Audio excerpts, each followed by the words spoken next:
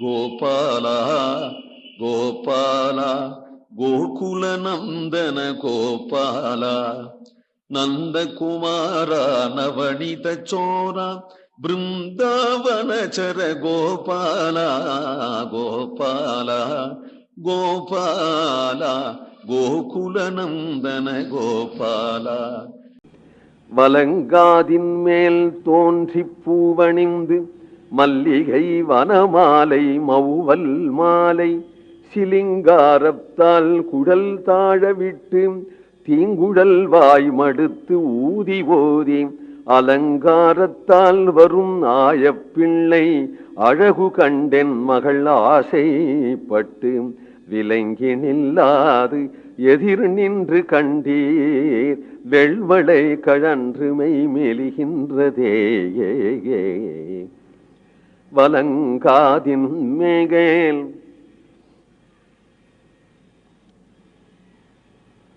கர்ணிகார புஷ்பத்தை காதுல சொருவி கொண்டு வரான் கண்ணன்.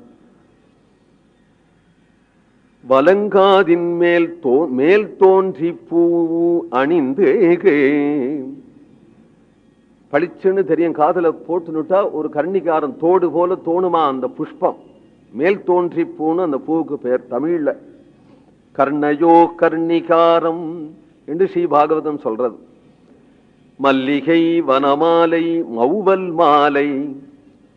மல்லிகை மாலை, வனமாலைன்னா காட்டு தழையாலேயே கட்டப்பட்டதாகிய மாலை. மௌவல் மாலைனா முல்லை. முல்லைப்பூ மாலை, மல்லிகை மாலை, வனமாலை. மல்லிகை மாலையை போட்டு நடுப்புற பச்சை பசுமையான துளசி மறுக்கொழுந்து முதலவிகளால கட்டின வனமாலையை போட்டு அதுக்குள்ள மௌவல் மாலை முல்லை மாலையை போட்டா ஒரு அழகா இருக்கு. சிலிங்காரத்தால் அதுபோல சிங்காரம் பண்ணியிருக்கிறார்கள் அந்த சிறுவர்கள். சிங்காரம்னா அலங்காரம். சிலிங்காரத்தால் குழல் தாழவிட்டு சுருண்ட கேசங்களை பின்னாடி தாழவிட்டு தீங்குழல் வாய் மடுத்து ஊதி ஓதி வேணுகானம் செய்து கொண்டே அலங்காரத்தால் வரும் ஆய பிள்ளை. தன்னுடைய அலங்காரம், அவன் வரதே அலங்காரம். அவன் தெருவில் வரதே அந்த தெருவுக்கு அலங்காரம். அவன் பிருந்தாவனத்துல போறது பிருந்தாவனத்துக்கு அலங்காரம். அவன் கோகுலத்துக்கு வருது கோகுலத்துக்கு அலங்காரம். அவன் உலகத்துல இருக்கிறது உலகத்துக்கு அலங்காரம். ஏனால் பூஷண பூஷணாங்கம் என்று ஸ்ரீ பாகவதம் சொல்றது. அவனே ஒரு பூஷணம். அவனுடைய திருமேனியே ஒரு பூஷணம். அலங்காரமாக வரக்கூடிய அலங்காரத்தால் வரும் ஆய பிள்ளை அழகு கண்டே. கேட்கும் போதே மதிமயங்கிறது நமக்கு. சுதமாத்ரோகி ஸ்திரீனாம் பிரசஹ்ய ஆகர்ஷதே மனஹா அப்படின்னு ஸ்ரீ பாகவதம். இதெல்லாம் கேட்டுட்டோமானால் என்ன தோணுமா? பெண்மணிகளுக்கெல்லாம் ஐயோ அந்த காலத்துல நம்ம பிருந்தாவனத்துல இல்லையே, நாமும் ஒரு குட்டியா அவ்வளவு குட்டிகள் இருக்கும் பொழுது அவள் குட்டியில நானும் ஒத்தியா இருந்திருக்க கூடாதா அப்படின்னு ஏங்குமா. அந்த காலம் வந்துவிடாதோன்னு ஒரு பாட்டு உண்டு, மீராபாய் பாட்டு. அதுபோல நமக்கு அந்த காலத்துல நம்ம இல்லையே அப்படிங்கிற ஒரு வருத்தம் வந்துவிடுமா பெண்மணிகளா இருக்கிறவாளுக்கு. புருஷால் கேட்டானால் புருஷாலாம் ஐயோ நாம் பெண்மணியாக அந்த காலத்துல இல்லையேன்னு தோணுமா.